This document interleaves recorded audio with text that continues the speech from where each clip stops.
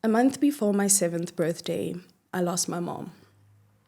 A year later, my dad passed away too. After his funeral, which is the last time that I saw my paternal side of the family, I was uprooted from Johannesburg, which is where I was born and raised, and sent to Rustenburg.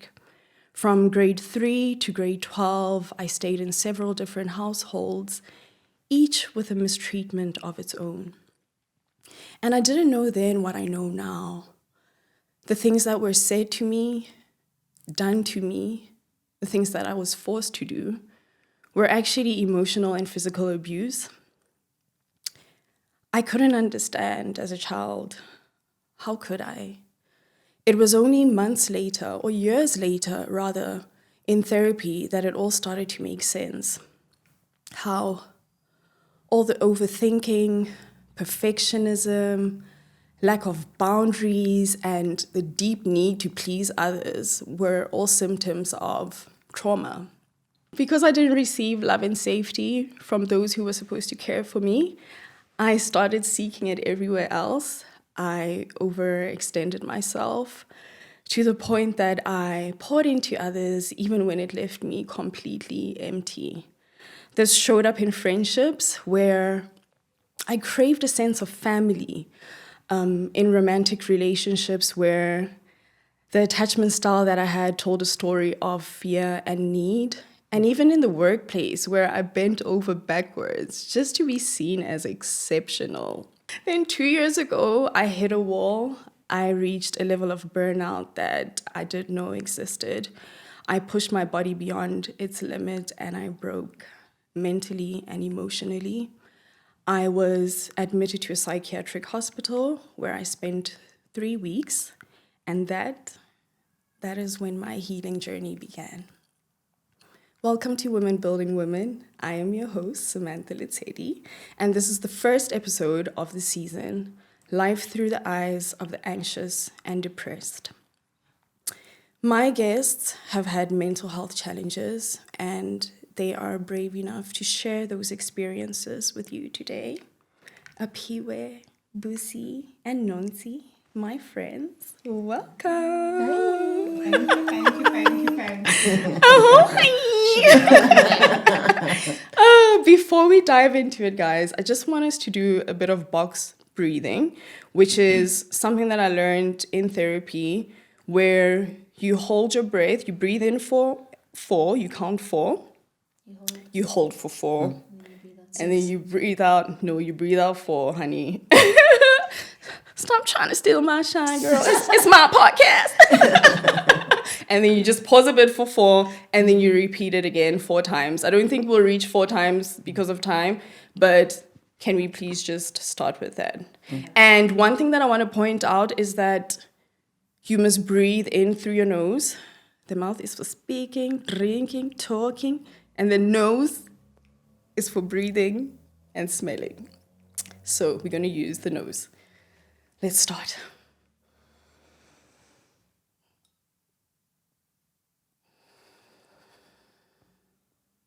You can go again.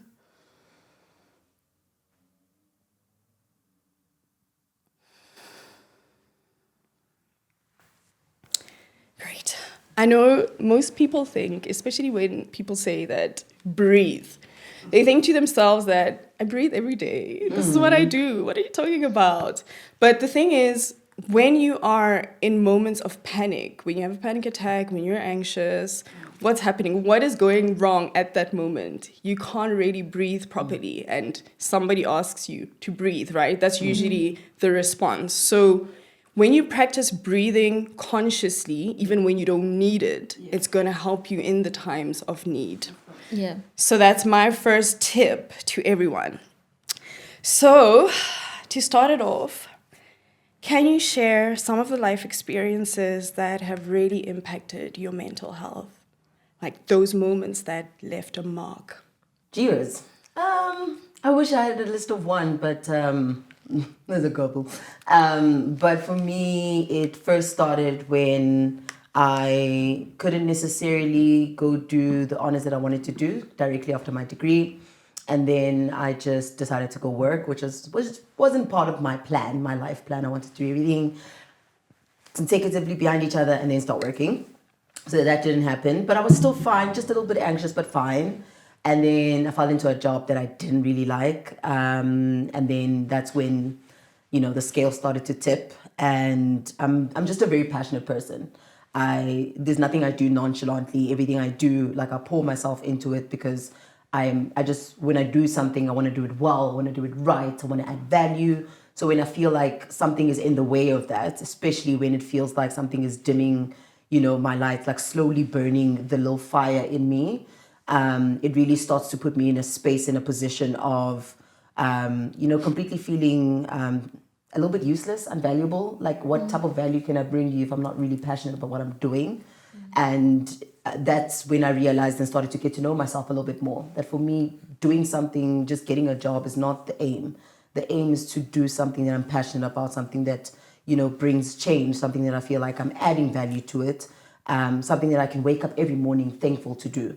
And that's not what was happening for close to 3 years. Waking up every day just like hoping and praying that CV went to the right people and they've opened it, which they don't. And if they do, they don't really get back to you. So it was just that journey of growing up and realizing that, life is not happening the way you thought. Then it got to a point where I had my first panic attack.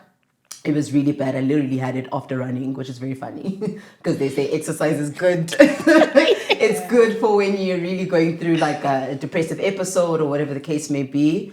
And I literally, like, after my run, I ran out of breath. My chest started closing up, and then I broke into hives, and I ran into my room, like past my housemates. They could see that something was off.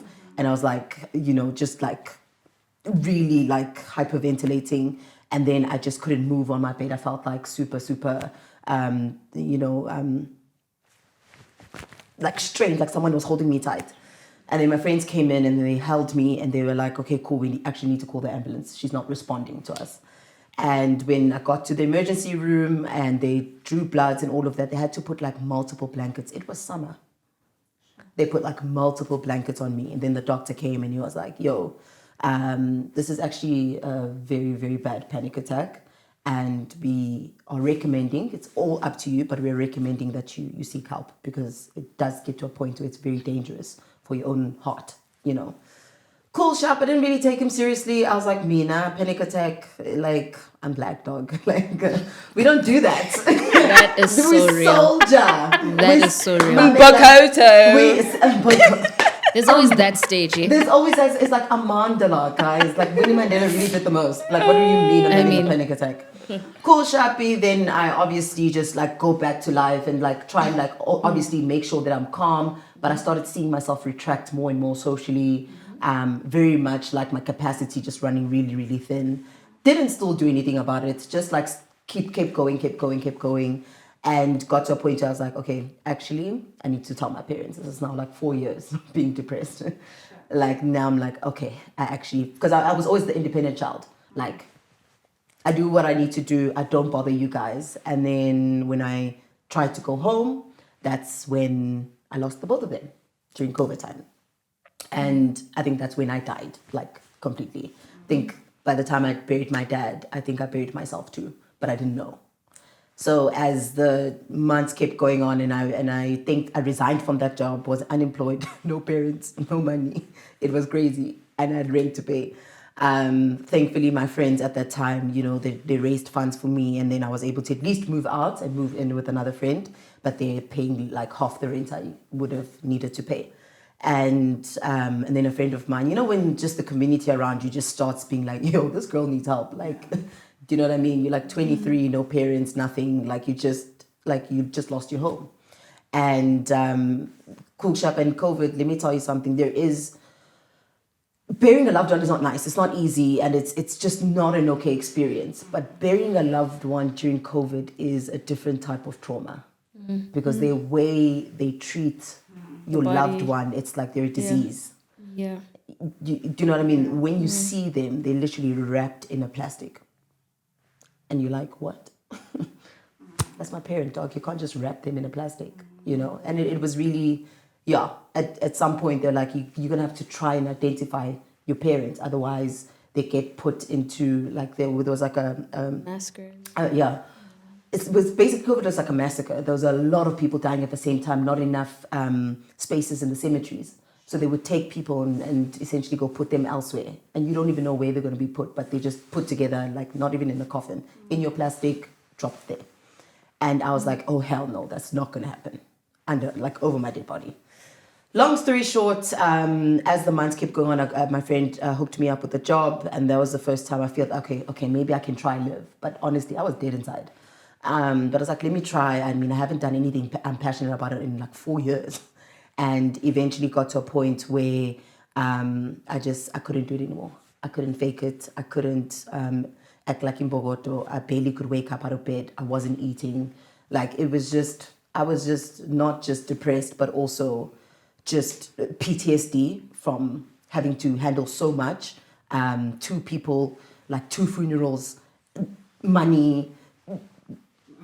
Do you know what I mean? It was just like, what the chops. And long story short, then my friend told me, she was like, hey, I think it's time to take this a little bit more seriously. And my therapist at that time, whom I only started seeing literally after my parents passed, should have done therapy a long time ago, but I was called up. And then she was like, there's a clinic and we could admit you there. We promise you it's not like... because everyone thinks that clinic is like a cuckoo ward. Everyone there's crazy. Yeah. Banging their heads on the wall. Like, do you know what I mean? Everyone imagines that it's such an unsafe environment. Such a vibe, dude. In real life. And at that time, I couldn't go for 3 weeks. I could only go for 1 week.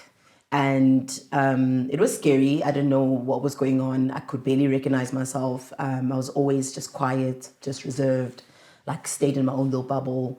And after that week, then that's when the medication started. Yeah. And it was a lot of medication, girl, from antidepressants to sleeping medication, anti-anxiety medication. Just like I was just a living, breathing capsule myself. Mm-hmm. And it wasn't okay. I could feel the effects of it, but I also knew I needed it. So I'm going to pause it there and say that is when I realized that depression and anxiety is actually a serious thing. It's not sadness that you just wake up the next morning and it's gone. Mm-hmm. It's literally a mental, imbalance neurologically. Like your hormones aren't balanced. Your mind doesn't even know what is left from right. You're surviving. You're trying to figure out to find yourself. Mm-hmm. And yeah, that's my chop, guys. That's my chop. And look at you now. I'm glad you're here. Powerhouse. So glad you're here. Oh, at what cost, Gesana? But God has been good. He really has. Even in the moments where I looked at him, I'm like, bruv, the one time I needed my parents to decide, nope. And I'm like, that's not okay. Like, what the hell am I supposed to do now? And I'm still figuring life out. I don't think I even know what I'm doing. It's about 4 years later since I lost my parents. I still don't know what I'm doing. I think every day, every year, it's a new discovery of how to deal with it. Mm-hmm. I mean, when you have both gone, it's a bit, it's a lot of emotions that you're gonna go through every year, from Christmas to Mother's Day to Father's Day to their birthday, both birthdays, every year. That's now your life. So it's a lot. And I mean, everything I did was for them. My career goals, it was about giving them a better life, a better shot, because they deserved a lot. They were incredible people. They raised us with such integrity, such loving people. I mean, I was a complete daddy's girl. And to lose him was like, I ain't get it, guys. Time out, ref. Sharp God. Yeah. If there's anything else you need from me, I'm not quite sure if I can do it, but I'm good with the life that I've lived. If you would like to take me in my sleep, I am thankful. Do it. I am happy with that. I would rather go sit with them than deal with the next coming years that are about to happen where they're not there. Right? That's why I was like, if you can take me in my sleep, because I'm not going to do something to myself. Yeah. I don't think I'm strong enough to do that. But I'm just like, if you can, and I don't wake up in the morning, I'm happy. I'm thankful for the period you gave me. It was better when they were here because I literally just wanted to give back to them. That felt like my existence. But I just had to realize that one thing about God, if he hasn't taken you himself, it means he has still a purpose for you. There's still a reason for you to be here. Yes, you don't know what that reason is, but if he hasn't personally said today's your last day, then girl, it means you need to live and you need to find a way to live. And that's when I accepted that it's about to be a very, very long life. A very long life. And, you know, and figuring out how to relate to people. Bailey could relate to people because things are a little bit easier for them. And I'm like, bruv, I'm barely scraping through. I can't even breathe every day. I don't even know how to breathe, you know. My chest is always sore. When I go to bed, I literally just, if I can, I'd rather stay asleep more than stay awake. So now I'm just I'm still walking that journey. I'm still walking that road. It's not even complete, but I am in a stage where I've come to a place where I feel God's more myself saying, I really don't want this pain to go to waste. God, take my pain and turn it into purpose. What can I do with all this pain? Because it's a lot. It's overwhelming. And what can I do with all of it? Where do I take it? Where do I go with it? And, you know, like I'm completely in awe of you, Sam. Like, girl, like the fact that with everything that you've been through, now you've created a platform where you uplifting woman. You didn't take your pain and make it an excuse to be a terrible person. Because you could be. You could also turn into the abuser that abused you. You could turn into a really, really unhealthy person, making other people's lives difficult. But you said, no, I'm going to work on myself. And I'm not going to make an excuse just because I've gone through a lot. And this platform for me, like just even you inviting me, I feel so honored. Genuinely feel so honored. I don't know how you do it, but I'm thankful that we can look at people like you and say, okay, God, you do turn the pain into purpose, you know? And at some point you'll show me my purpose and what I do with the pain that I have. Yeah. Thanks, Nons. Oh, guys. We're going to cry up in here. And one thing, everybody doesn't know what they're doing, honey. Okay. We are all a bunch of kids trapped in adult bodies. We have no idea what we're doing. Floating on a rock in space. And I'm so proud of how far you've come. Oh, you are honestly such a powerhouse. Like, I look up to you, girl, and you younger than me. Girl. Like, okay. Looking up to my confusion, my configuration. You should be proud of yourself. Thank you, baby. I appreciate it. Okay. Oh, my journey started way when I was young. The household I grew up in, you know, poverty, whatnot, trying to get by every day. Okay, so I'm a first girl child with 6 at home. And at my young age, because there's nothing to eat at home, there's no what, I feel the need to make a plan. What am I doing? I go to my teachers, can I clean their classes? They give me something. Back then, bread was 2 rand, guys. I remember. Bread is at 20 rand. No. Right now. I could buy a loaf of bread for 2 rands. But anyways, so there I am cleaning the teachers' classes and whatnot, helping them to mark here and there, and they'll give me something, you know. And it's service day. My friend would give me money to pay service. I don't pay the service. Now I keep it. I'm like, when I get home, at least there's nearly me, and I can buy cabbage, and I can do that. And also, I took on that role, that motherly role, at a very young age. Okay. Whilst I'm growing up, I experienced sexual abuse as well. Just when about to finish matric, I got married. I got married at the age of 19. So straight from matric into a household. And there I am. Now I'm married. And it was not a pleasant experience. My partner at the time was 14 years older than me. So it was quite an experience, a very traumatic experience. I'm a young child. I'm also a mother, and I have to do these roles. And married a complete stranger at the time. So I must learn to know this person, love this person.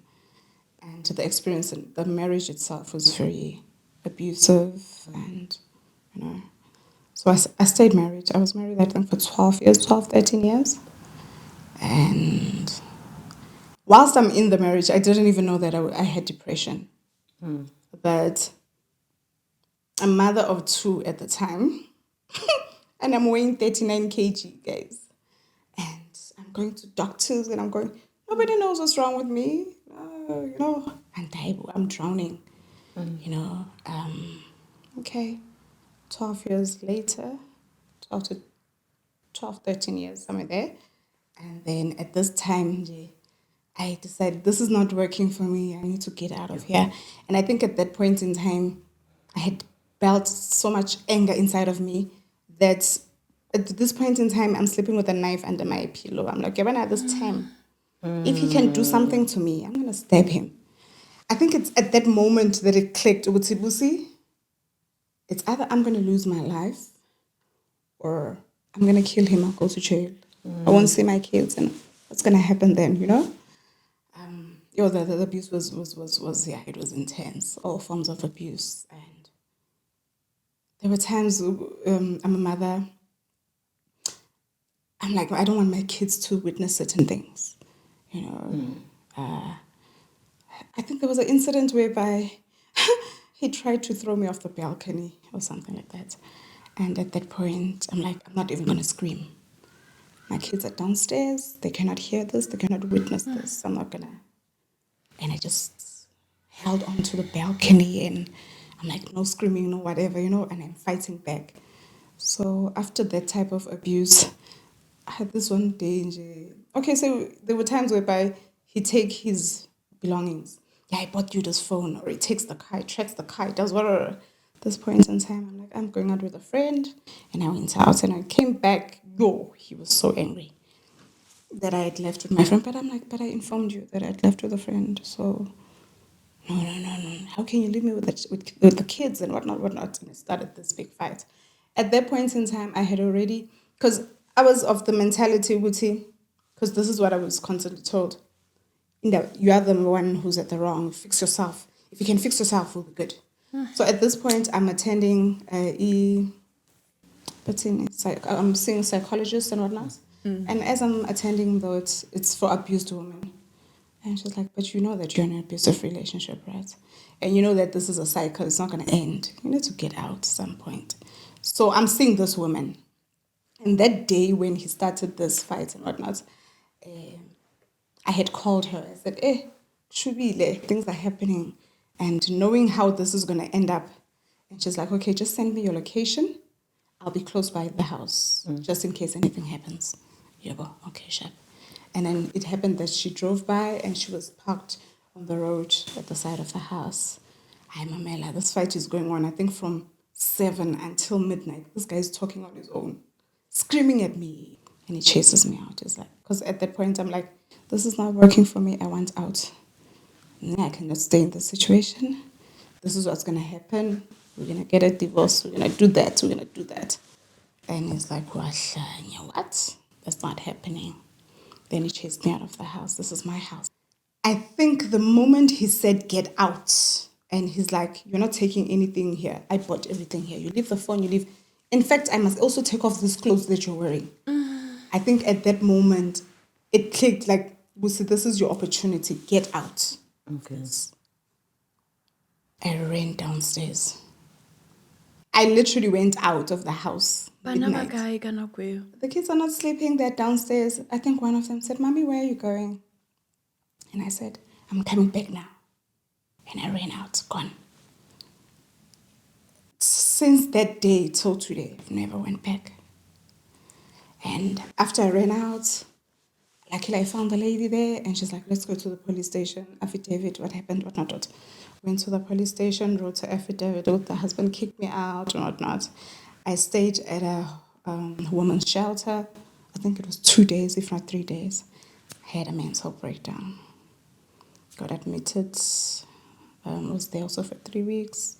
Whilst I was there, I met my psychologist. Wow, that woman. She changed my life. God really bless all did. therapists, guys. Oh, she changed my life. She enjoyed something.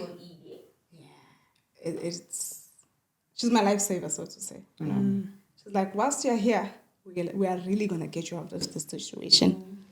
Divorce, we are failing now. This you're doing now.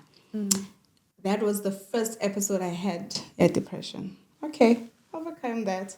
Went out. Life must go back to normal. I'm out of the house, the marital house, and I'm trying to pick up the pieces. Second breakdown, I'm not allowed to see my kids. That broke me. I was like, I'm a mother, and it breaks me. And if today or this, it's maybe 3 years that I haven't seen my kids. And one of the biggest, being a mother, giving birth to kids, Akulis and all that. And then the next thing, you're not allowed to see your kids. And people are like, fight. I tried fighting it by law. By law, I'm supposed to see my kids. But knowing the type of person you're dealing with, he's not going to say, no, you're not allowed to see the kids. Now the kids are the one who say, no, we don't want to see you. Obviously, he fed them lies. So for me, they're different. Those are the things I had to deal with my childhood trauma of the abuse and whatnot. I had to deal with the abuse of the marriage. Then I have to deal with the trauma of being a mother, but not being having access to and birthdays. Every day, it's not only birthdays that you miss them. Every day you see a child. I'm like, mine is 16. I wonder how he is now, what he's doing, what he's saying, what is, Busi. Mine is 12. Oh, I wonder this. And it's you. And every day is a battle. Every day you battle. There are days where you're like, I just want to curl up and just, And there are days you're like, no, hi. At least you came out of that marriage alive, You have those moments where you're like, as Kutaza, at least this. But yeah, every day is a battle. And every day we try, Therapy helps a lot, though. It really does. I know tonight, as Black people, we have this thing about therapy. Guys, Gonna go tell the strangers our problems. Yeah, but it really does help. That getting that out there, talking about it, having someone else to say, but okay, what do you think then? Because sometimes with depression, it almost deprives you of the capacity to think. It's an imbalance. Yes. Mina, at the point, I'm a school teacher. My brain is not functioning. I could not teach. I could not read. That's how. So, the last, I think I was admitted at a psychiatric 3 times. The last time I was admitted there, they thought that the damage was irreversible. They said this time it's so severe. Because you can give me something to read, and it's not formulating. Those words cannot formulate into a sentence. And I'm a school teacher. I cannot remember things. I cannot function. Story of my life. And sometimes in workplaces as well. I mean, imagine it being a school teacher and you cannot read. I remember at some point I'm supposed to write a sum on the board, and I'm thinking, okay, it's 125 plus. The mind went blank, and I'm like, wait, what am I doing? So sometimes also, I don't know, how can we also create awareness in our workplaces of how depression affects people and what people need for support. 100%. You understand? To be able to function in that workplace.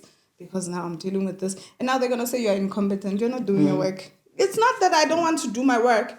Something is happening. Imbalanced. But anyways, we soldier on. Here we are. For the first time in history, I weigh 65.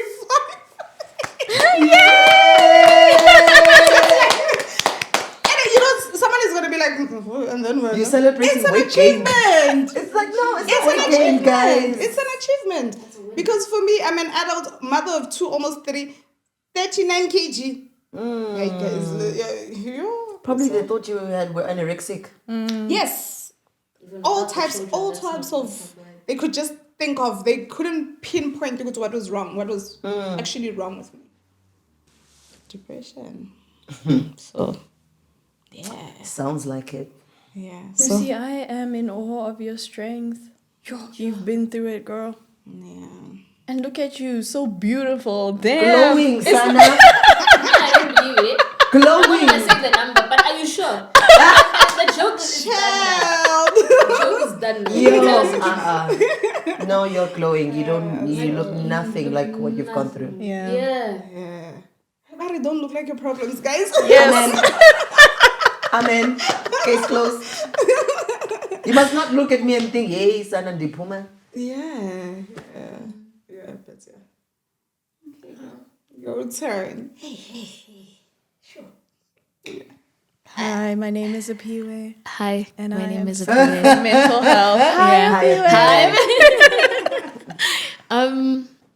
So I think the first time I ever really experienced, a mental crisis was when I changed schools.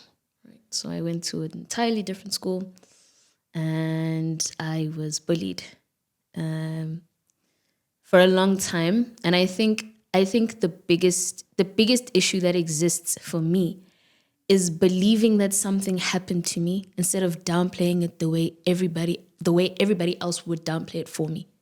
You know what I mean? So like perpetrators would make it seem like this is not a thing. And then I'd have to believe that. You know what I mean? So I spent a lot of time acting from a place of hurt, becoming that hurt, becoming a person who's heavily influenced by that hurt, and then it just basically destroying me. But I am learning how to say things as it is. So I was bullied at the age of 12 at a new school. I also experienced cyberbullying, which kind of made me shrink because it was never about something worth anything. It was always just like my appearance, or maybe, man, I have the wrong color hairpiece on, or ngisebenzisa ebony instead of expressions.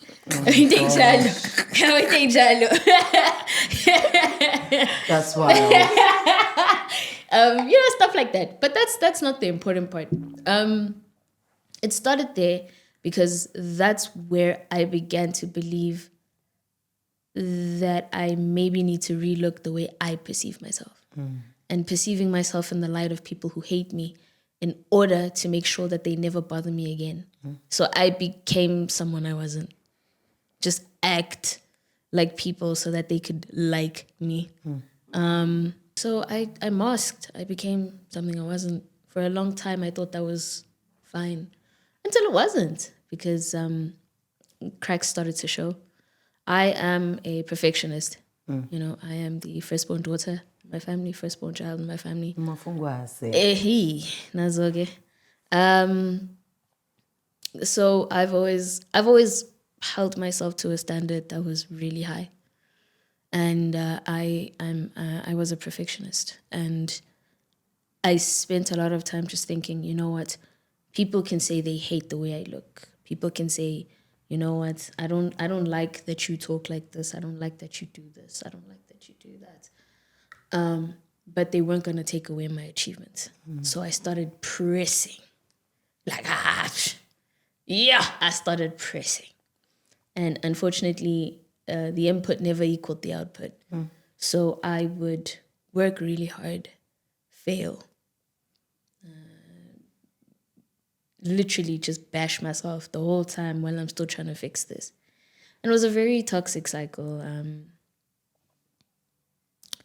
It went all the way through until high school, matriculated, got into uni, and suddenly the masking and the whole, there's, it's so funny. When you're a kid and you're in high school and you have these problems, it's so much more different when you become like not a functioning adult, but someone who has to be responsible for themselves.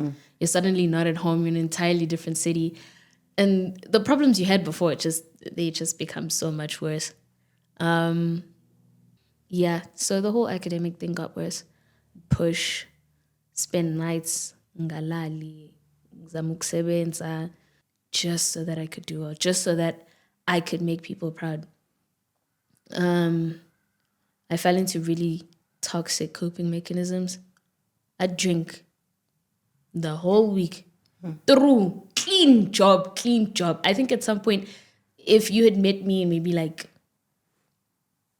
2021, I probably would have been drunk, or tipsy, at the least. So when I was having a good day and I felt like I was fine.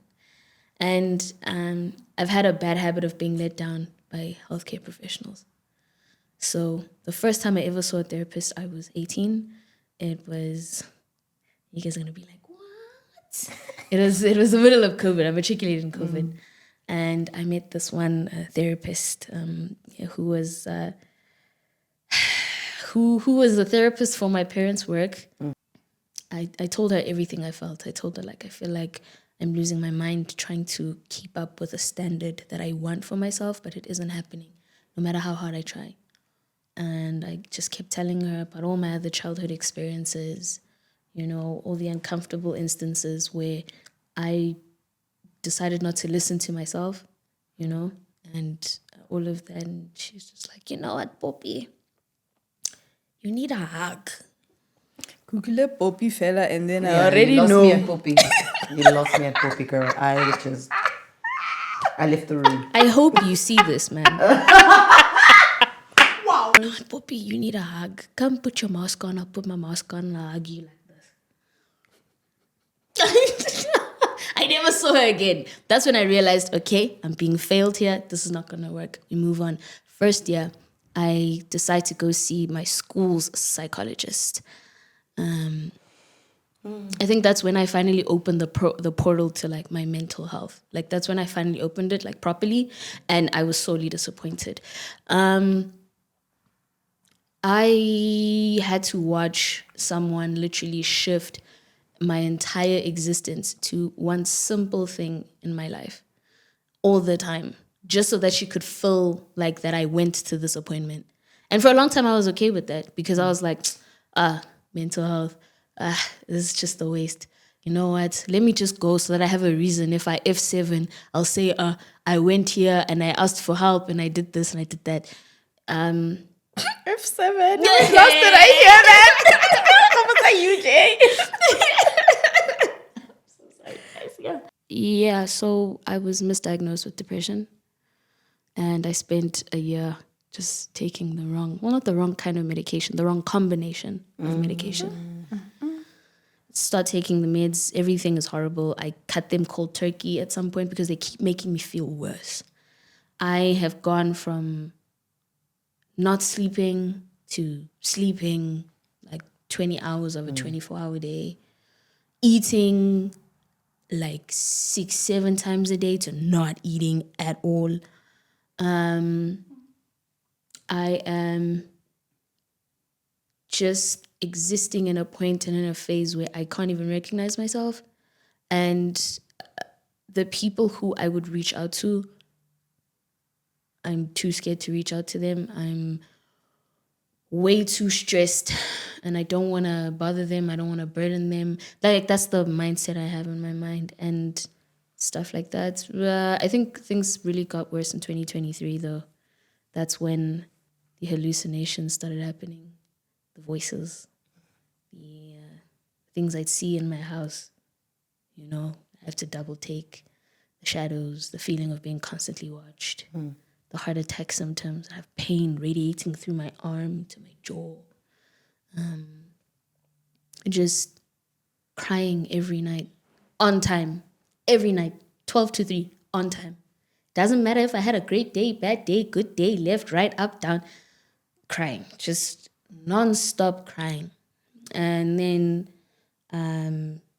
I had finally just decided on some random Saturday when I called my mom.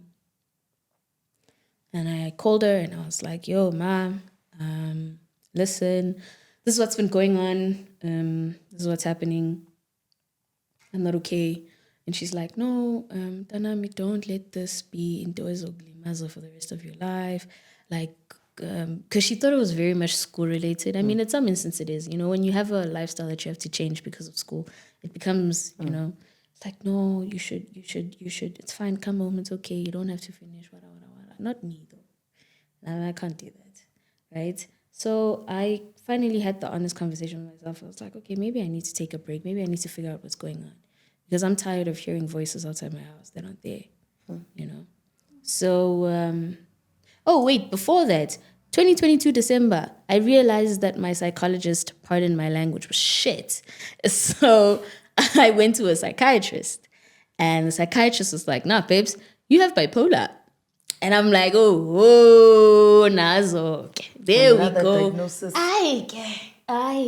You should come to psych and spend a few days so we can calibrate your medication. What's been happening here is not good. You have bipolar. The reason why you are not feeling any better with the medication you're taking is, first of all, that medication should have been prescribed to 25 and over. First of all, I'm not 25 and over. Second of all, when you have depression versus when you have bipolar, you can't just take an antidepressant when you have bipolar because it's going to make your crashes worse. In comparison to when you have bipolar, you take a mood stabilizer and an antidepressant. Okay. So that they check out, right? They balance. But I didn't believe that. I wasn't about to go to psych ward in December. Come on. Like what? Why am I going to do that? Cuckoo Land in December. I'd rather be drinking. I'd rather be drinking my problems away. I mean, yeah. 2023 came around. That's when the psychosis started happening more often, more frequently, until I finally decided, okay, I'm gonna go chill with friends. I chilled with friends. I had a panic attack. I had a breakdown, and I basically like passed out flat. Not from anything like the drinking or whatever, but just literal fear. Like it felt like my heart had stopped. I thought I was gonna die. Like that was the last thing I remembered. It was like, well, at least I'm in bed. If they find me, they find me like this. Fine. Got the diagnosis for bipolar, disregarded it until I couldn't. Got to psych ward, and that's when I finally realized something was very wrong. You know those blood tests you do when you get to the hospital? Like, okay, this is what's wrong. This is what you have. This is the issues. I had like 4 deficiencies, and one stress event. Went to cardiologist. You know, they at the hospital, there's like different doctors and what. They said they saw a stress event on the EKGs, whatever things they did. And 4 different, like I just wasn't up to standard. I wasn't up to par. And I finally realized that I need to take it seriously, that I need to do things for me. And I have to let go of this horrible thing of demonizing myself because of my mistakes. At the same time that all of this is happening, I am not receiving grace almost everywhere in my existence. People I thought would have been there for me for a long time weren't. I had to accept that, but I didn't accept that it should hurt. I just downplayed it because I made myself the villain in every situation. Got raped maybe like a month after I came back from the hospital, and that just took me down probably the worst spiral in my life. Because I think that's where I learned, like, you could be the nicest person in the world, but people can still really hurt you. People can mess. In fact, because you're such a nice person, you're probably going to get hurt. Yeah, so I dropped out. That happened, got raped, had to deal with my own mental telling me that, like I said earlier, this is what happened. It's not like this. You just did that, you know, in situations that weren't even my fault. Cognitive distortions. There we go. So yeah. I've had to really dig deep and understand a few of the most uncomfortable positions in my life, to make it short, and how they've influenced the way I crucify myself and I exist in other people's existence. But I don't know, man.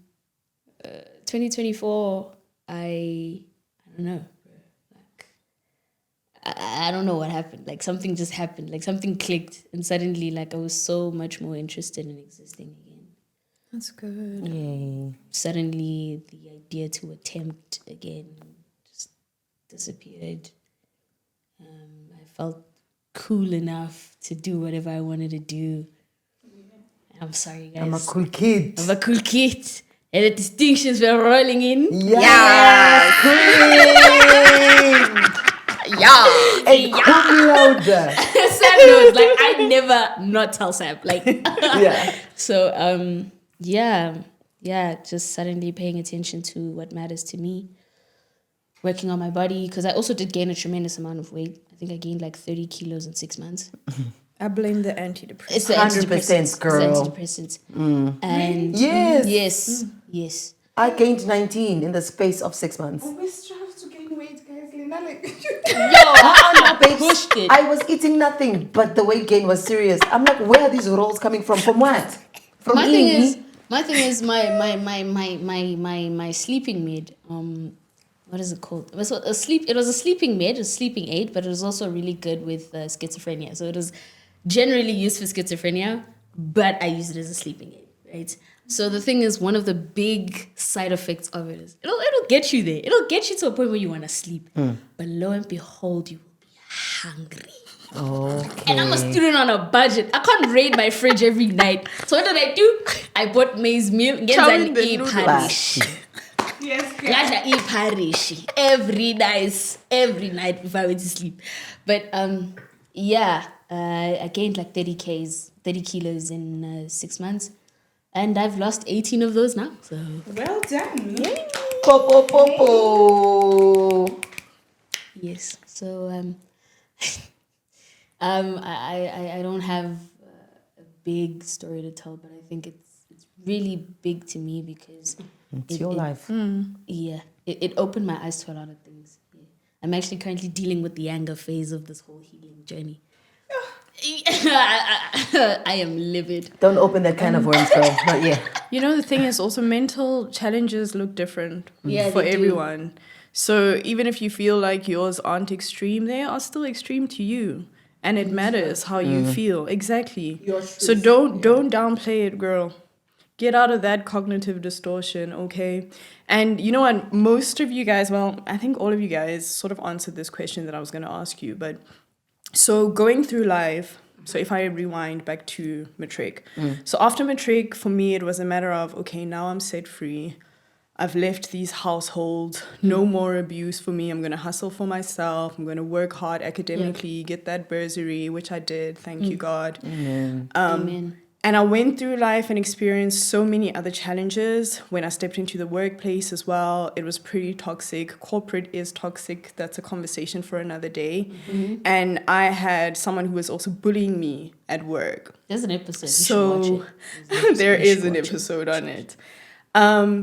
And as I was going through that, even when I was involved in a car accident, which left me with internal injuries, like my legs would just be bruised. I couldn't exercise anymore. I couldn't stand for too long. So I went through various things or various challenges throughout my life, even after the childhood trauma. But the thing is, I kept on telling myself, Sam, if you went through what you went through and you overcame, surely this is not as big as what you went through. So it's okay. You're going to be okay. And I always use the analogy of a wound, an open wound that you don't treat, and you keep placing a plaster over it. You just keep changing the plasters and you're not treating it. And that's exactly what I kept on going throughout my life until the time when I reached that mental breakdown, where I received help and someone from work actually had to come to my place and help me with the process of being admitted. But I never really came to the realization that I need help. And I wanted to ask you guys, when exactly did you reach that point where it clicked and you realized, I need help? Yo, Sana. I think for me, I knew that I couldn't get myself out of where I'm at. I felt like I was in a hole and it was covered. It wasn't even a hole that you looked up, you could see the light. There was no light, you know. And the second I thought of what to do, because I'm always a girl with a plan. One thing about me, I'm a problem solver girl. I'm a fixer. When I look at something, we solve it, you know. And literally, even with the period my parents passed, they both passed in the same month. My dad left all the policy things with me. So you boer makaplan. What do they say? Boer makaplan. So I'm In just this case, a cover plan. How? You can't say that. Yo, I'm black. I'm black. I can say that. Do not. Sorry, guys. Just please excuse. Say siga. But and I just always have a plan. Like my parents knew never to worry about me, because whatever I'm gonna do, whatever happens, she's gonna get out of it. Yeah. For the first time in my life, I had no plan. I had no way to get out. Everything I tried wasn't working. Socializing, being around the people that made me happy, wasn't making me happy. Waking up was miserable. Going to bed was miserable. I would rather stay, like I said, I'd rather stay asleep than be awake. That's when I knew something is off.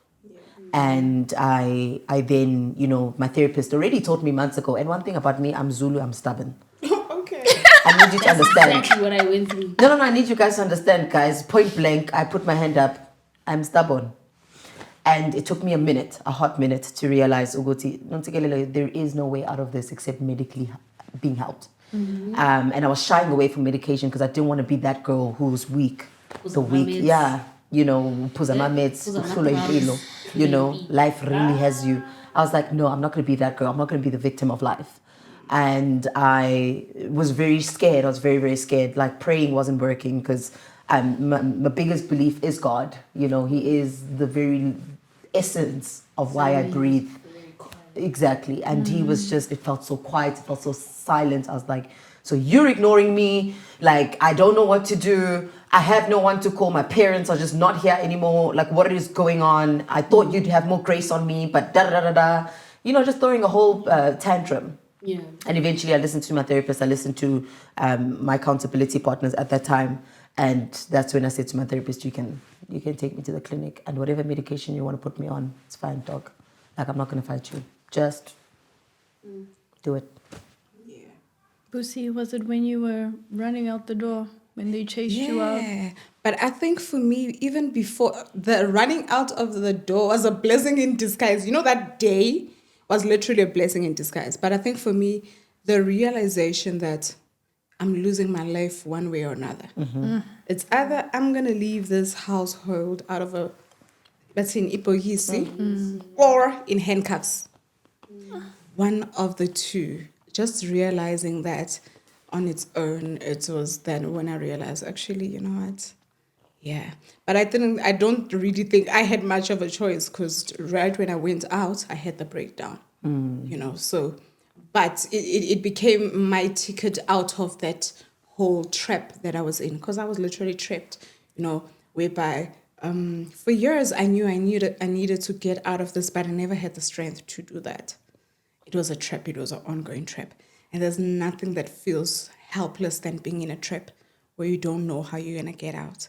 And obviously, when you're attending this counseling for abused women and whatnot, you need to have a plan and a strategy of How to leave. Because in most cases, the abusers don't allow you to just walk out of the door. You understand? Hence, I'm saying, for me, it was like a blessing in disguise. And I'm sure till today, he does not really believe that I'm gone. You know, because he would several times say, no, you're going to come back. When, Mamela, you're nothing without me. You'll be back here. But hey, hello, hi. It's been years. Like, Yes. Am I back? Child. Back for who? What? No. Excuse you. So yeah, that's anyways. Yeah. Sure. Aphiwe, what was your point? When was the turning point? I don't know if this is funny, but I find it so funny. I think the time I realized that I need help.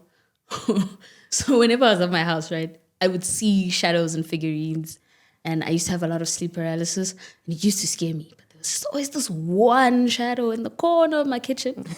I used to grin at me, like stare at me, right? Yes, you understand? You understand? And I used to be scared. I used to hide in the blankets. I used to cry. I think the first time I realized I need help was when I looked at him and I was like, Sup? Sure. There's no way. I'm sorry. I smelled back. I was like, oh, okay, you're here today. That was the first time. I was like, okay, no, wait. Conte off. Yeah. And I think the next time was when I had the heart attack symptoms. When I was suddenly trying to make sure that my life was put together in the beginning of the year. You know, beginning of the year, students are trying to find their way back to where they're studying. They're trying to understand what's happening with their modules. And for the first time, it felt like I was having a heart attack, and my mom was so stressed. I love my mom so much. Just so stressed. She's like, no, Danam, let's go to a doctor. Because I kept telling her, like, oh, I have this pain in my jaw, my chest, I'm short of breath, my arm isn't working right, like, you know. And she took me to a doctor. The doctor was like, okay, we're not relaxed, okay? Because you don't want to be a news story here. The age of 21, you're having heart attacks. Relax. Calm down, you know. I think that was also when I realized, I need It's a wrap. It's a wrap. Yeah. Also, when I passed out, when I felt like I was dying anyway, I think that's when I was like, nah, it's time to call it. Eh? Yeah, you can be stubborn for so long. For so long, you can be stubborn for so long.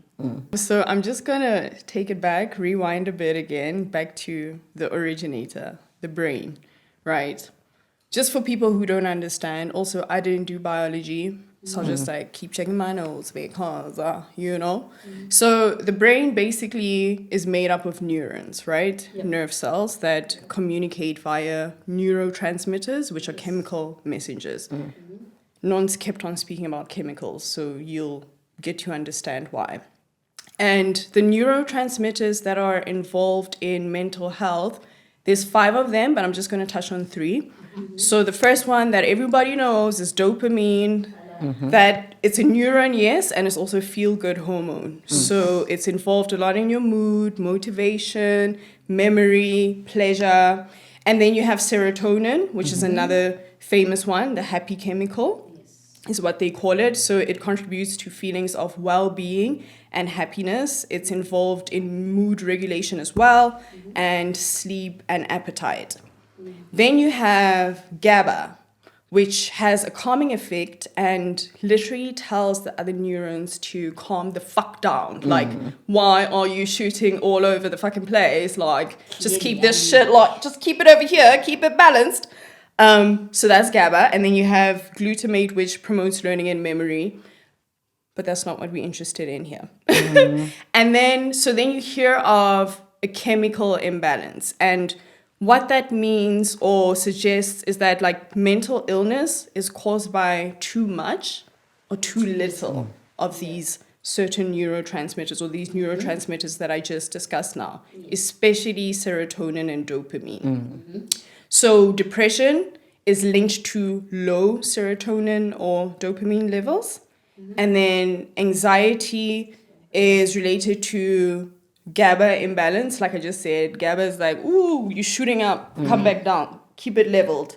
So if there's an imbalance in that, of course, anxiety is involved. And then schizophrenia is associated with excess dopamine activity, like in certain parts of your brain, right? And then you have brain circuits and regions, which I'm not very much educated on. So for this, I'm definitely looking at my notes. So you have different regions of the brain that control different emotional and cognitive functions. So the first one you have is your prefrontal cortex, which is involved in decision making, impulse control, and mood regulation. Oh, and then this word that I can't seem to pronounce, amygdala. I think that's how it's pronounced. Yes. Amygdala. So it processes emotions like fear and anxiety. And then your hippocampus, which is for memory formation and emotional regulation. So if there's dysfunction in any of these areas, that can contribute to depression, anxiety, bipolar disorder.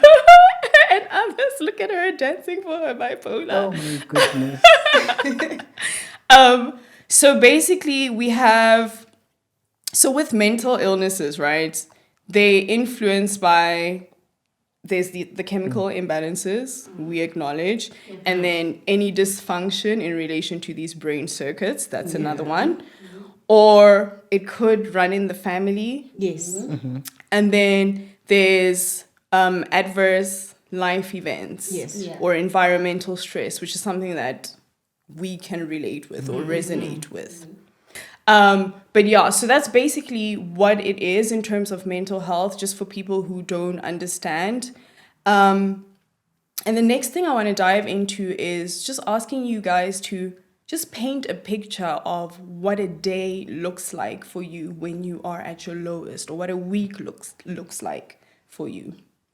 Okay, before I go into that, you were saying that dopamine, Dopamine. it affects pleasure. Yeah. I was hoping that we would just swing by that one. We wouldn't come back. Makes sense. Makes sense. Okay. I trust Busi to go there.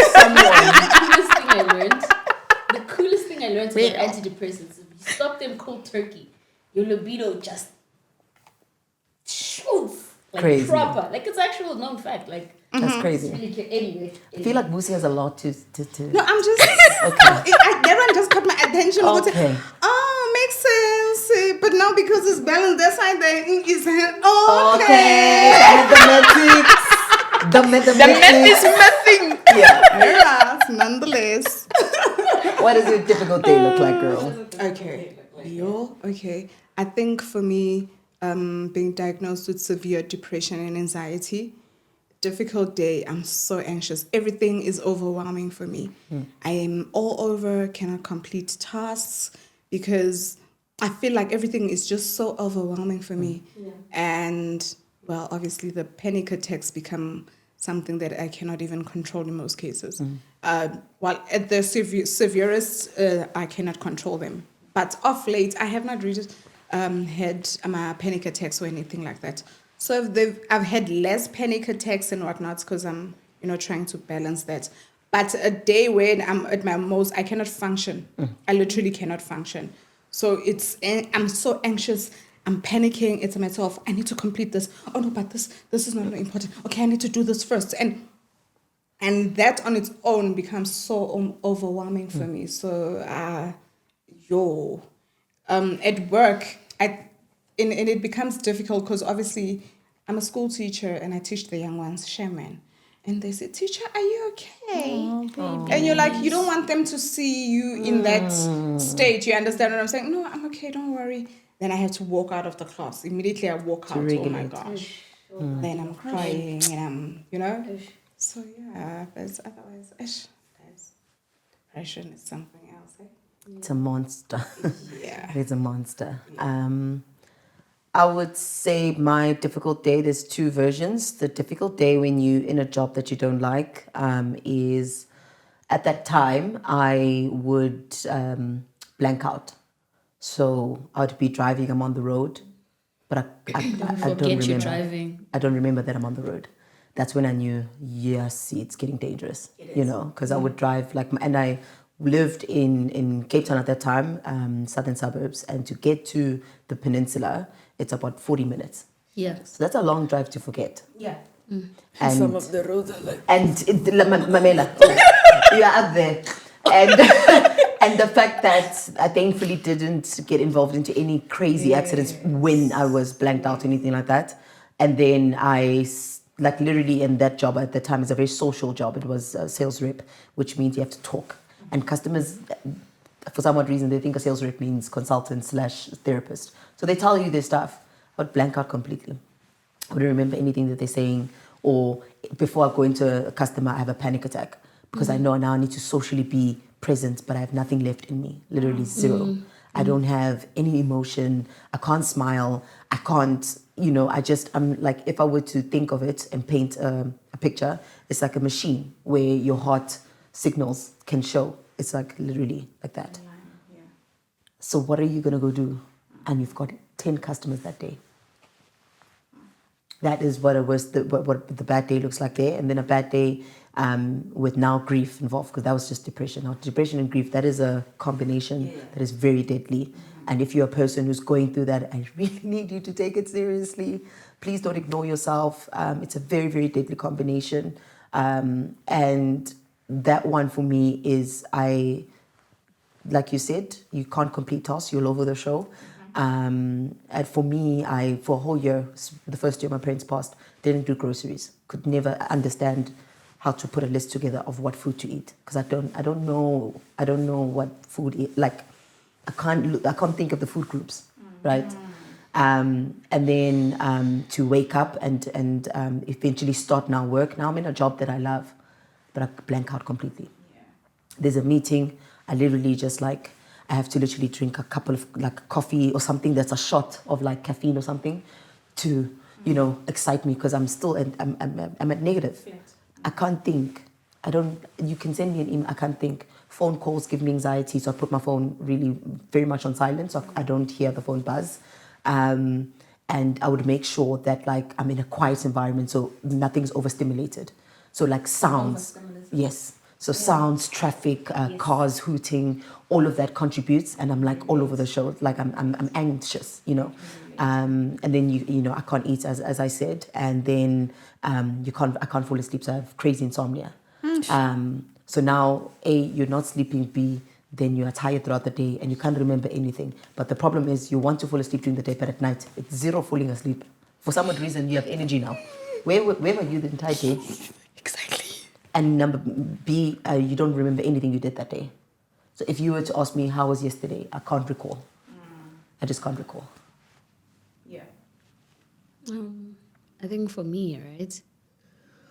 So, a bad day looks like not having a day at all. I will stay up at night. Yeah. It doesn't matter. I will close my eyes at 9 and wake up at 11. Just in jail. Like, I forced myself from 9:30 to close my eyes, wake up at 11, continue with my day. Is it still a day though? You know what I mean? Continue with my day, fall asleep at 2, wake up at 7, eat, not because I want to, but because someone said, you haven't eaten. Eat something, then just stay up the whole night until 8. And unfortunately, the problem with bipolar is if you don't sleep.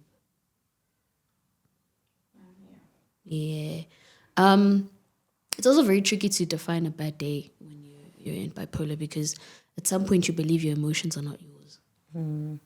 Like you could feel really good, but you're like, this is mania, this is not me. Or you'll feel really bad and you'll finally realize, no, this is not me, this is just a crash. But yeah, a bad day just looks like sleeping, not paying attention to people's needs, forgetting what happens in the day, being heavily pessimistic.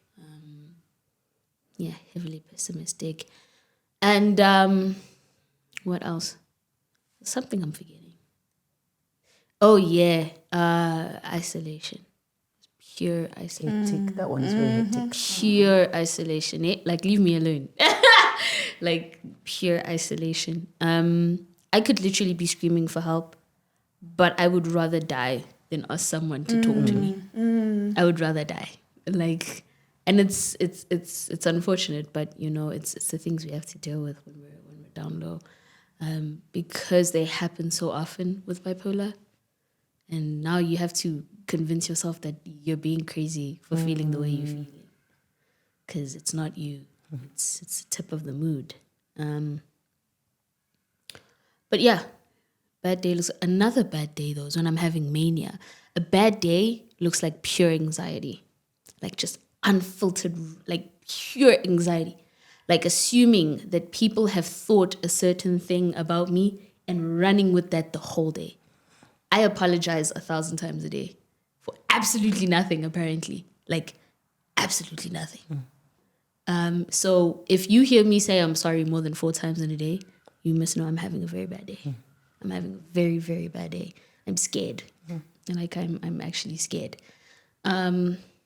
I think I read about that somewhere. I think it's called the spotlight effect, where you are so consumed by one thing because you think other people, like the spotlight is on you. This person thought this. Oh, why did I say this? I'm sure they're thinking this. Yep. But no, Meanwhile, they it also did- yeah. have their own spotlight on themselves. They ain't thinking about you, darling. You know, so I think that's what we go through as well. Yeah. I think also because I experienced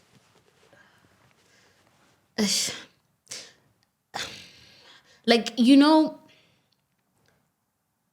I needed grace at a specific time. I didn't get it. I got pure backlash. Like I got trampled on. Like, imagine listening to a voice note, someone telling you when they talk to you they feel horrible and you never want to feel like that again. Ish. And it's someone you truly care about, someone you'd give your legs for. But anyway, we move. That anxiety comes from believing that, like, suddenly, you know what, people don't actually like me. It's really hard to find someone who, you know, cares, which is why I hold you so dear, Sam. You found me in a time where I didn't believe I was worth anything. But a bad day looks like anxiety. I could say that. Anxiety, over apologizing. Also, I glitch in and out of time. So I could be looking at you and it could be 4:10. It'll be 7:00 the next time I pay attention. And visually, everything looks weird. Visually, everything looks weird. So during those times, guys, like those hard times, what do you use to escape? Like, how do you find some sort of relief, even if it's like a temporary relief? What do you do to escape that space? What are some of the things that you find yourself doing? There was a time I drink like a lot, and then I learned that doesn't help. And then there was a time I do eddies. Oh, that was a session. I'm dead at Eddie. That was a time. Eddies. Would you like to explain in layman's terms for those who might be watching this and don't understand what You you're know. talking about?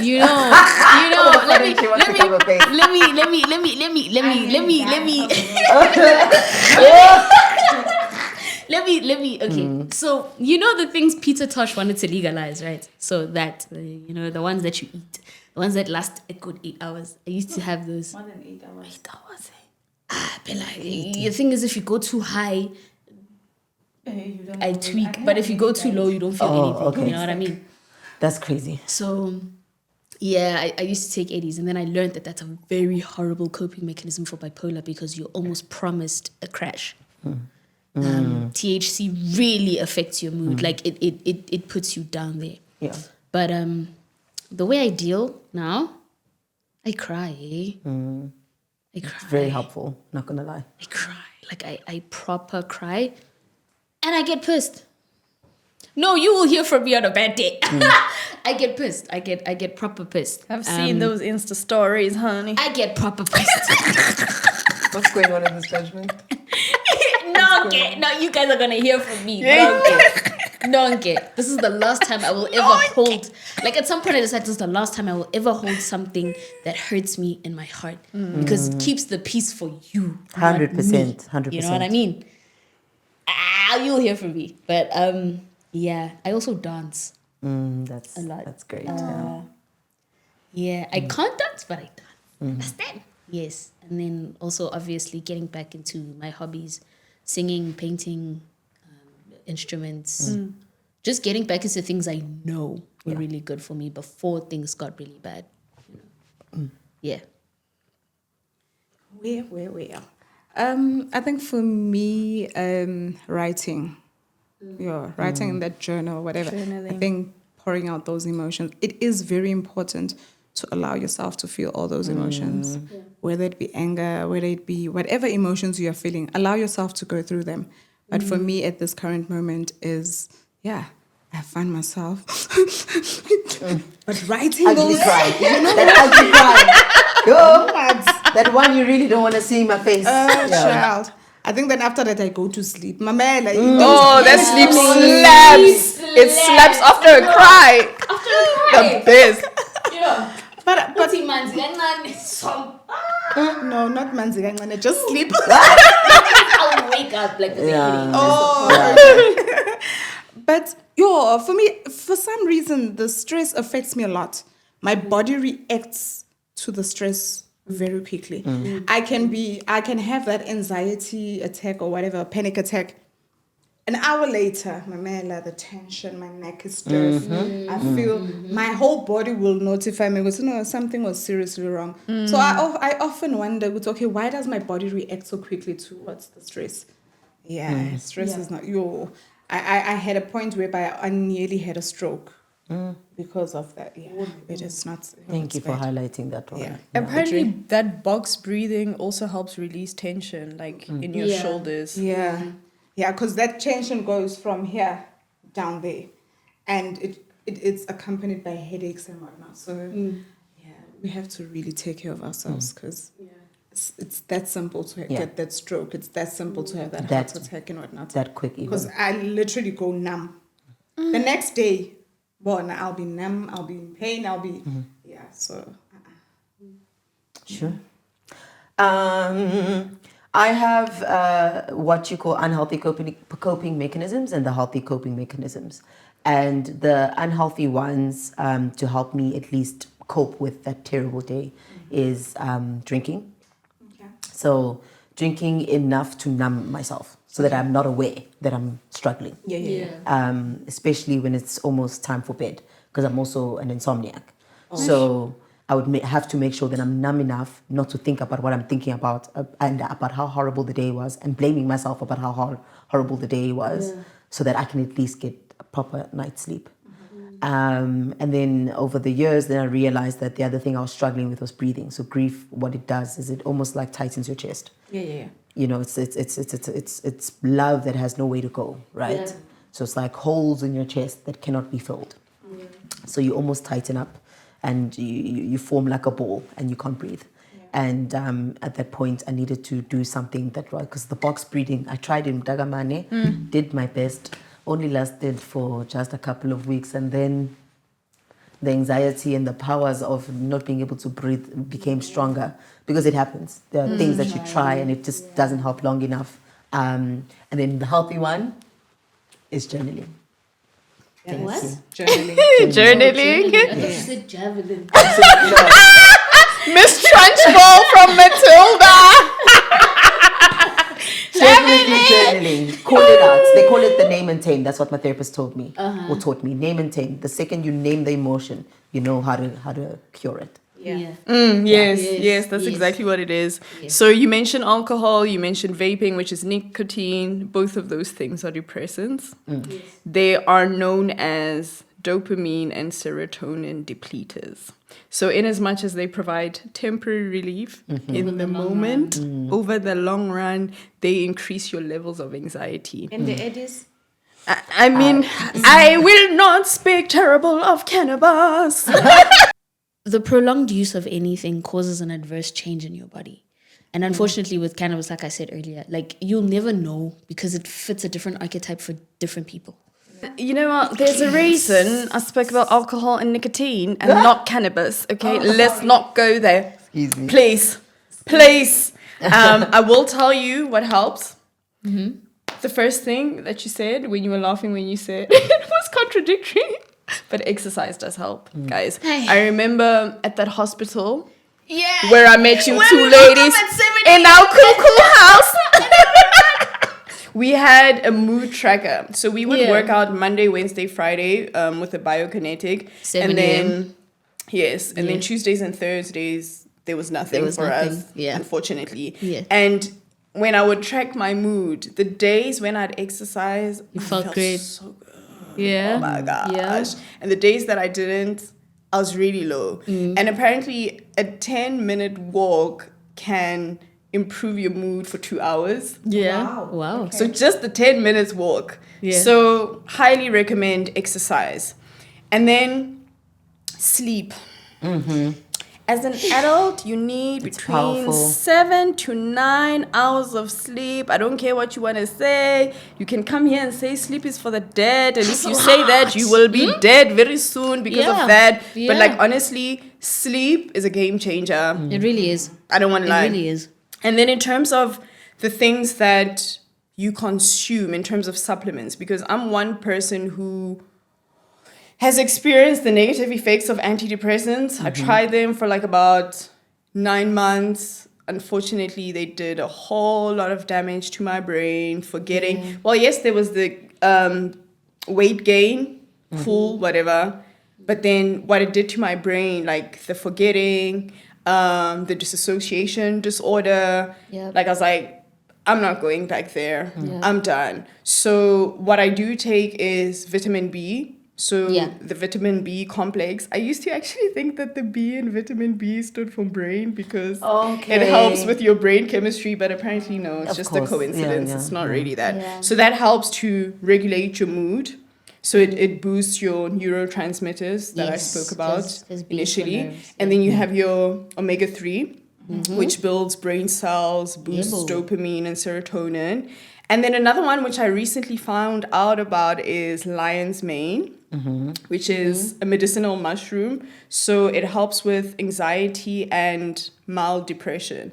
But there are a whole lot of other benefits when it comes to the brain from lion's mane. And the thing is, people don't really tell you that, or Big Pharma doesn't tell you that. Yeah, Big Pharma doesn't tell you that. Big Pharma will not tell you that. Big Pharma will not tell you that. But yeah, those are things that I found that really help. And because I spoke about the medicine as well, what are some of like the post effects that you guys have experienced from antidepressants? Oh, mtasekhaya. Do you know what brain zaps are? No. Maybe when you explain it will relate. So a brain zap, right? Say for example, you stop your medication. You stop it. Cold You don't taper it. You cold turkey. You zap. There are these feelings like something is electrocuting your brain and it goes right through your head. Oh, zap. Like zap. Zap. Like if you move your eyes too quickly, zap. If you pick up your arm too quickly, zap. If you're just breathing, zap. I hated that so much. And then another thingy that I hated the most, numbness, yeah? I used to argue with people, like, it's like as if you don't care. In my heart, I want to cry, yes, but I'm just standing there like... There's nothing you can do, dog. not No coming. emotion, zero. Yeah, that's probably the weight gain too. It made me very, very, very, very insecure. I already hated my body. Weight gain just made it worse. Yeah. Okay. With me, I found myself to be a zombie. Yeah. And for some reason, I was extremely slow. Like Same. Like so slow. And I'm like, guys, but this is Used not to take working me an for hour me. to do. Now it's taking me 6 hours. Even thinking, it's not, I'm like, I even told my psychiatrist, I'm like, I'm a teacher. I need to be fast on my feet. You know, I need to think, and this is not working for me because I'm now a zombie and I'm like, and even talking, funny enough, it affected my speech. Yes. I would talk slow. I would be like, And your tongue almost zaps as well. Yes. And it's like, okay, but they're like, no, but this helps you. It's gonna calm your brain. Cause Mina, I'm an overthinker. So when I'm in that, my brain is literally always running. So they're trying to slow my brain down. But now it's slowing too much. Now I'm like, you know, so those are the side effects for me. Yeah. I think for me, if I was I always ask myself, if I were to go back, would I take the antidepressants again? Yes, because it was really bad. Yes. Like there's absolutely nothing. The exercise wasn't helping. Nothing was helping. So if you find yourself taking them, please don't feel bad. Yes. Don't feel like you're weak or you're just incapable. It needs to do the neurological work. Unfortunately, it does come with these symptoms. Symptoms. Yeah, these side effects and symptoms. So just please don't blame yourself. Please don't be hard on yourself. That's not what we're doing here. But for me, the side effects were speech impairment. Yes. So I work in a job where you talk all the damn time. Okay, we're in meetings, we're briefing agencies, and there are moments where I can't take a phone call because my tongue is not moving. Yeah. You know, I'm having, that nervous reaction. The other thing was forgetfulness. right? okay. Yes, forgetfulness. So I would do something, and whilst I'm doing it, I can't remember the rest of the thing that I was supposed to do that comes with it. Oh, okay. So It's very real. the other day, like it's so bad that, like, for example, you do things like looking for your iron in the fridge. Yo, I Putting the can sugar in the relate. fridge. Yo, Do you know where I'm going? Yeah. You can't find your phone. You realize, where did you put it? In You're your holding shoe, it, in the looking cupboard. for it. Wow. Just as an example, you weren't there. You mentally weren't there when Yeah, you were doing absent. it. You were absent. So that forgetfulness, and then the other side effect for me was also, just numbness emotionally. I stopped going to social things. Like I think my friends cut down by 80%. By 80%, drastically. But honestly, no regrets. They always say the gift of depression and the gift of grief is that it makes you super sensitive to energy. Yes, true.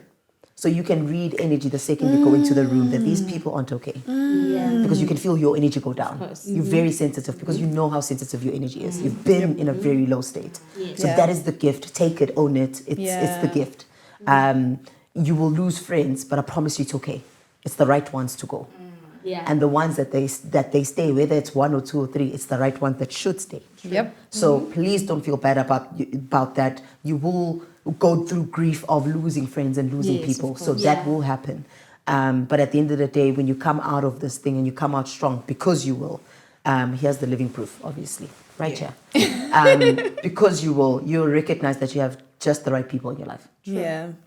So for me, it was that numbness. I couldn't feel, and the thing for me, the question I hated most, how are you doing? Yes, sis, that question was, what am I supposed to say? Last week I wasn't okay, now this week I'm not okay. You asked me yesterday, now I'm not okay. I don't want you to ask me that question. So I went super silent, like my phone was forever on flight mode, because I don't want you to ask that question, because I know you're concerned and it comes from a good place. The problem is I don't want to pull you down with the fact that I'm always not okay. Yeah. I don't want to feel like the burden. So there's that as well. And I think there was the last side effect was, I don't know, I just felt dumb, man. Oh, same. That's so real. Same. I'm not going to lie, man. Yo, guys, I can relate to everything I you're was saying. an academic student, guys. I need you to understand. I was an A student.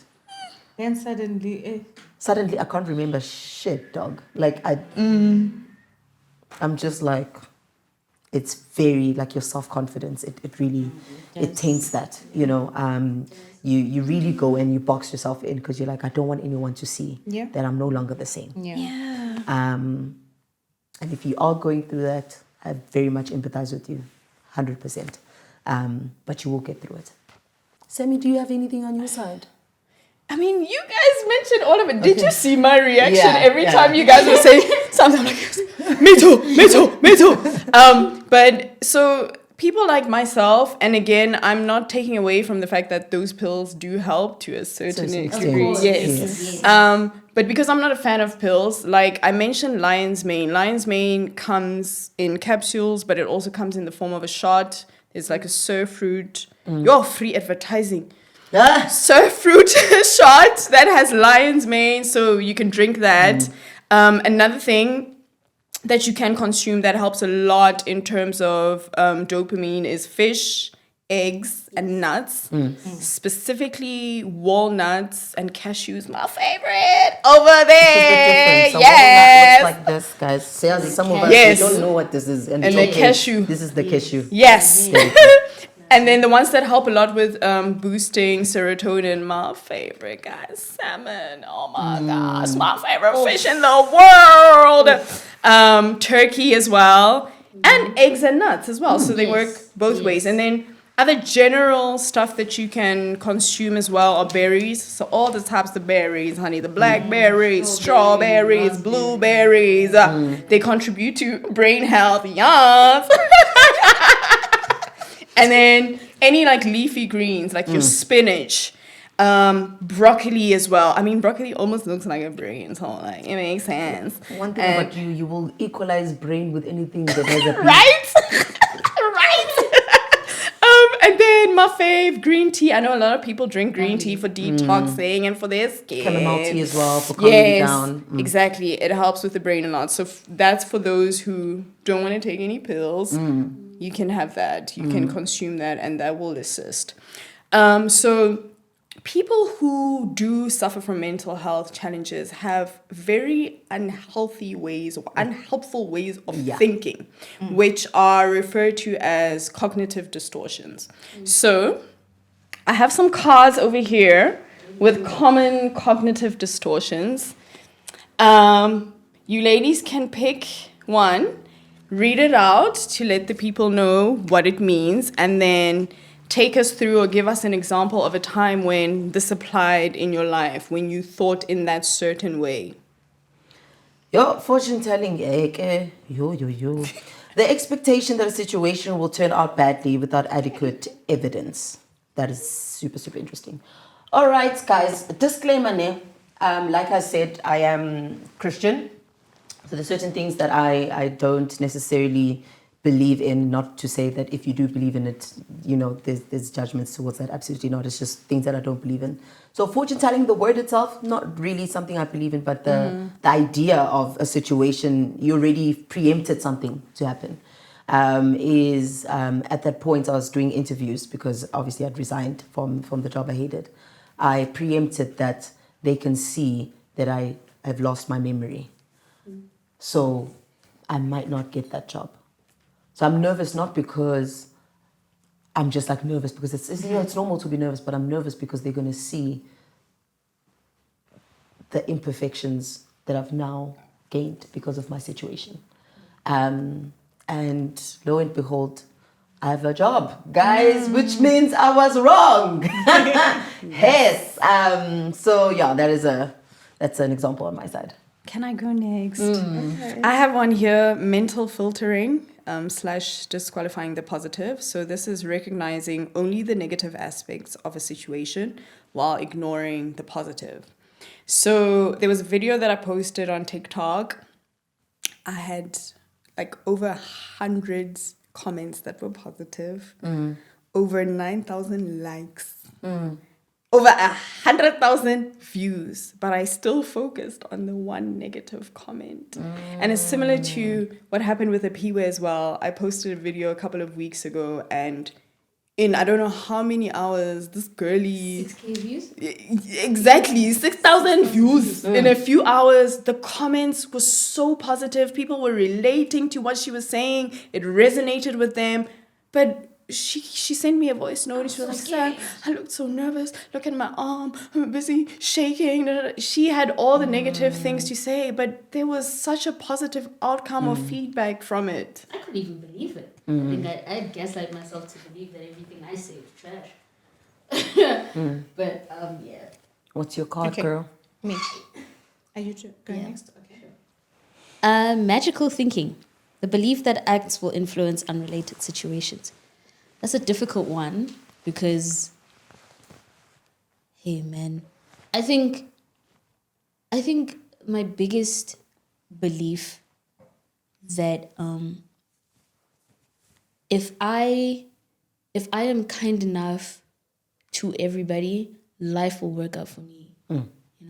Also the fact that if I help out people will help me out. You know what I mean?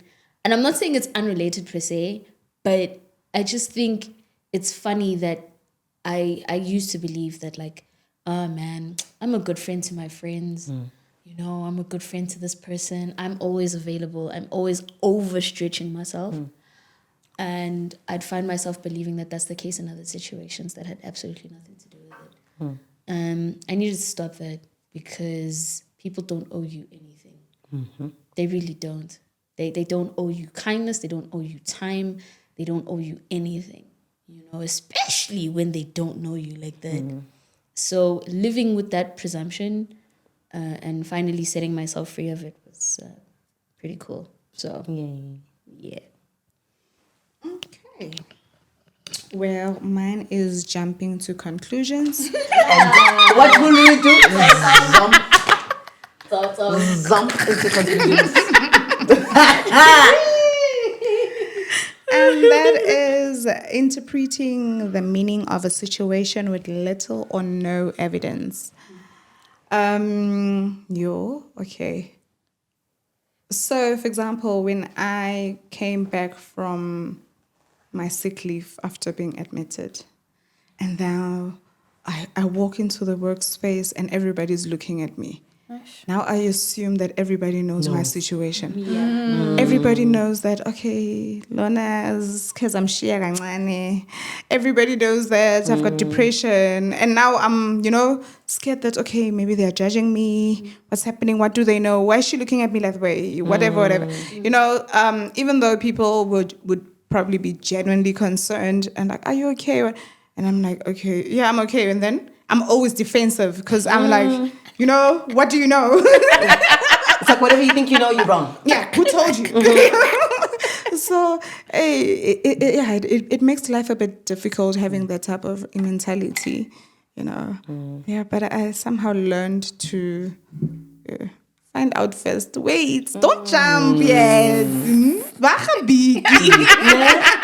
Just let it play out itself. Yeah, and then you'll see, Yeah, it's quite a toxic way of thinking, actually. 100%.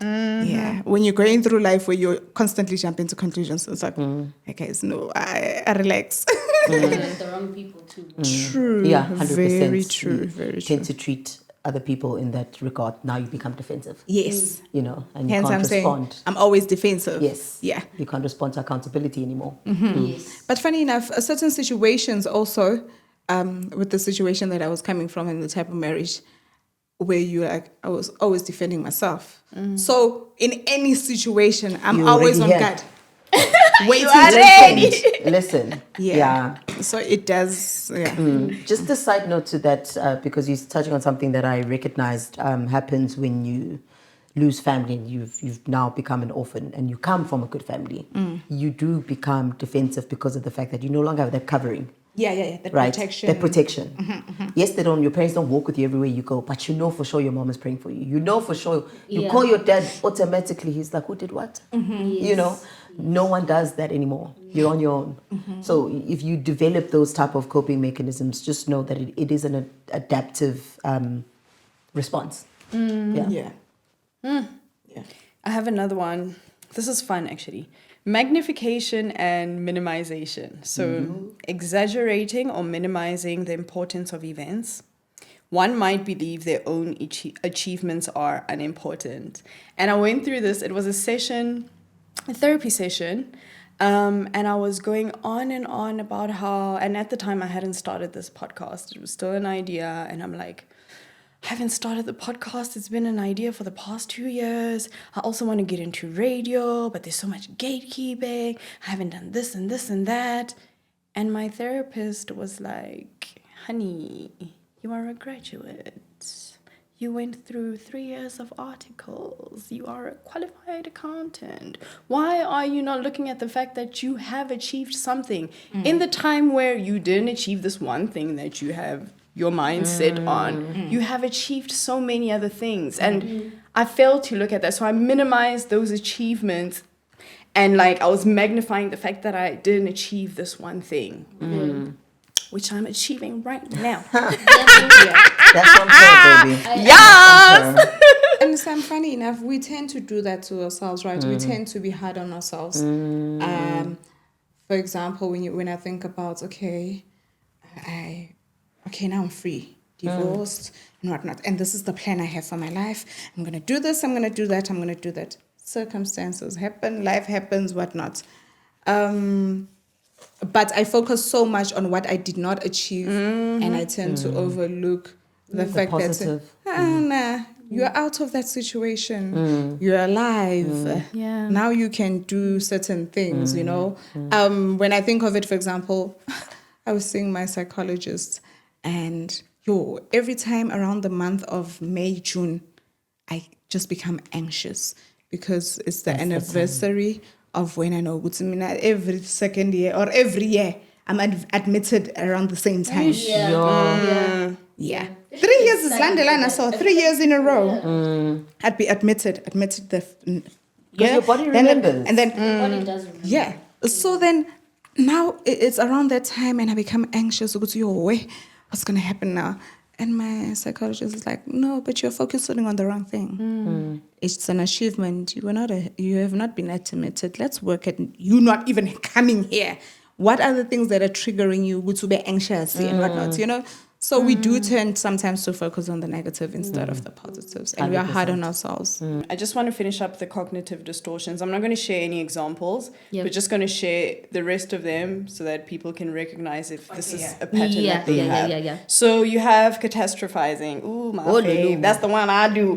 Expecting or seeing only the worst possible outcome of a situation. So worst case scenario, pessimists. That is me. I'm still working on that one, guys. And then mind reading. Interpreting the thoughts and beliefs of others without adequate evidence. Like what you were saying earlier on, you thinking that somebody's thinking a certain way about you, but you don't have any not- evidence of Yeah. that. Or maybe they're not even thinking about you. Why we get a main character?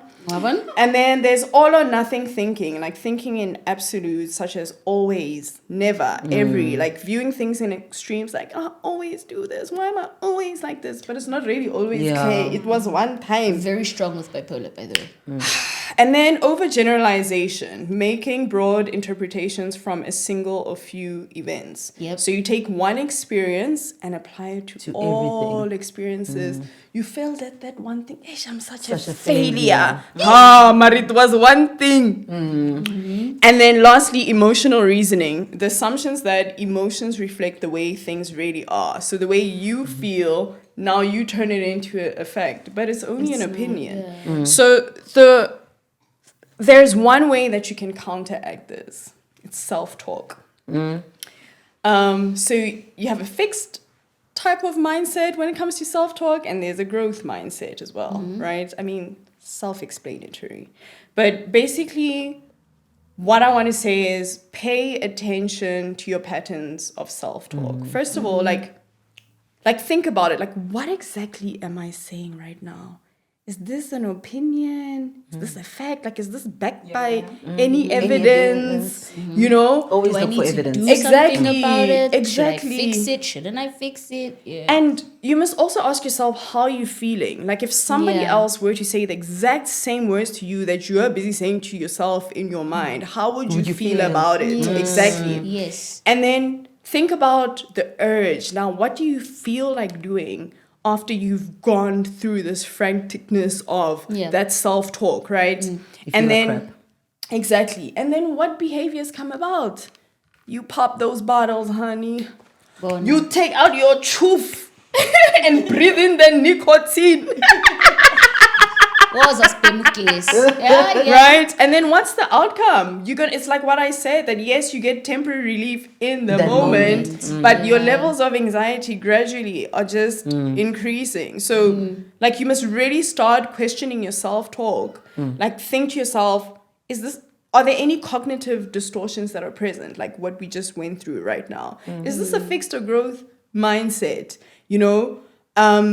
And you should get to a point where you stop and you're like, okay, let me change the narrative. Yeah. Let me change how I am addressing myself. Yes. And then another thing that I really want to practice and I've struggled with, I think I sort of got the hang of it at the psych hospital, was meditation, right? Because I never knew how to do that. I was like, how do I get to a point of peace and feel like I'm sort of silencing my thoughts?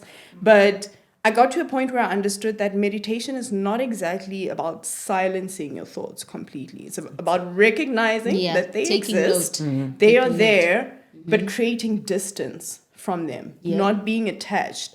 Because as soon as I think about one thing, I am in there, I am consumed, you know? So it's just a matter of, you know, like the things that are involved in meditation, as you know, you must find a quiet place, you must be in a comfortable position, you know, free from distractions. But the main thing is that separation from your thoughts, recognizing that, yes, they are there and it's okay.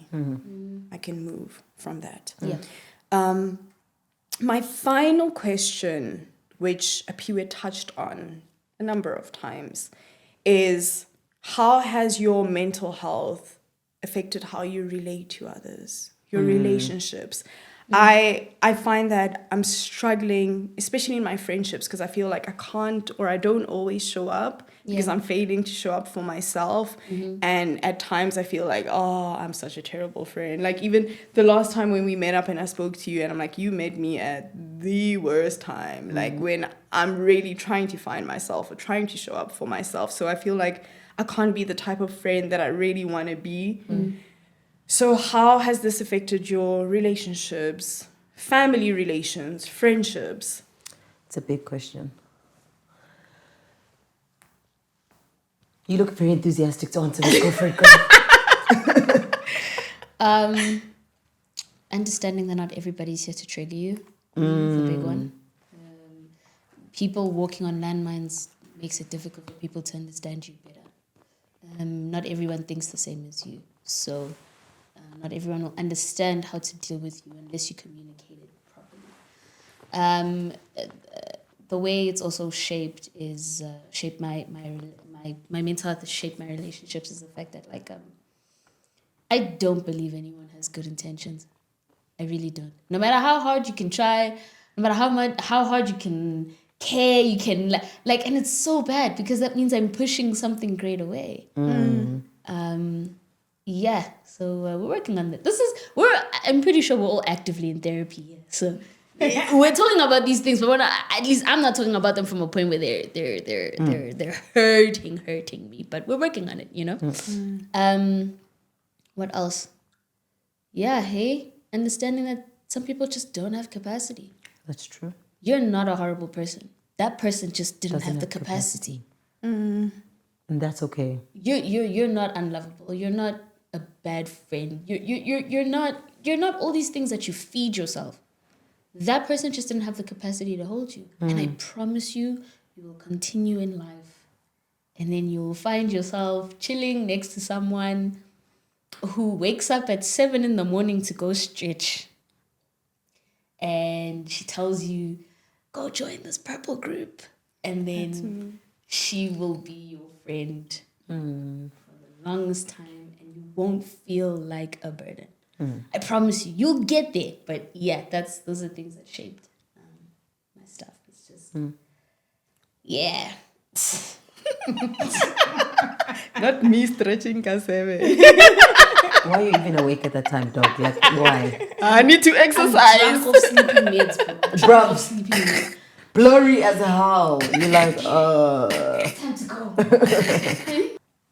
Okay, so with me, I think I needed I had the urge to be loved so much that I would overcompensate. Yeah. I think for people, please. I'm such a people pleaser. Guys, I'm still working on that. But yeah, that's the negative side of it. Positive, however, is that I've learned to set boundaries. And like, mame like, fatni kakni. But anyways, I've learned to set boundaries, and sometimes it's difficult for me to set boundaries. But when I do it, I actually find that it really works for me, and it really makes my life so much easier when people know this is not the line to cross with me. So, and that has actually worked wonders in like a family, because I was one that boss, everything is yes, and even when it's draining the life out of me, I would still do it. So yeah, that is one. Sheesh, I think for me, I've had terrible experiences in terms of family. So it hasn't necessarily been positive. But one thing I did learn from that one is that I had to commit to myself first before I committed to other people. If I was empty, how am I expecting myself to pour into those people? And most of the times, those people who are the first ones to complain are the ones who are not even going to show up for you. So be careful of who you pour yourself out for. That is something I needed to learn. And I had to learn to love deeply. Don't stop loving because of the disappointment you've experienced. People not being able to show up for you. It's okay, they couldn't. But don't forget to have sharp boundaries. It can live together at the same time. It doesn't mean just because you have boundaries, you're not loving well. That's untrue. And then the other thing for me was that I also had to learn to separate from toxic people. most of them were even in family. And for me, that was okay, because the longer I stayed there, the worse it was for me. Yeah. So know how to identify toxic environments, and it's okay to step away from them and rather surround yourself with positive people who really feed into the positivity and the energy that is right. So also be the positive energy. Don't always expect other people to be a positive. You must also be that for people. And the last thing, it made me more compassionate.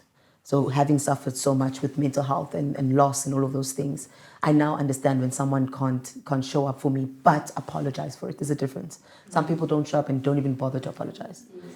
That's fine, leave them. And actually believe them. Don't make excuses for them. But those who are able to come back and have that emotional intelligence to say, I'm so sorry, I'm really struggling with something else. It's like, bruv, actually, what can I do to help you? Yep. You know? So it teaches you to be compassionate and to be patient. Which is something, you don't automatically just get. Yeah. Preach, honey. Are you okay there? Hey, I'm here just like, To the abyss. I'm like nodding like this. Yeah. Oh my gosh. Thank you so much, guys. Thank you, Sammy. Thank you for being so brave and sharing your stories. I think you've given someone out there some light, some hope that you can overcome. And I just want to say to everyone out there, if you are struggling, please reach out to a loved one. Seek professional help if need be. Reach out to us. And just continue taking care of your heart and your mind. And on the next episode, I'm actually going to have a special guest, an OT, so a professional in this space. And we're going to be doing a deep dive on relationships, like attachment styles, and how people who are there for those who are in our position, how they provide support. So I'm really looking forward to that. So stay tuned.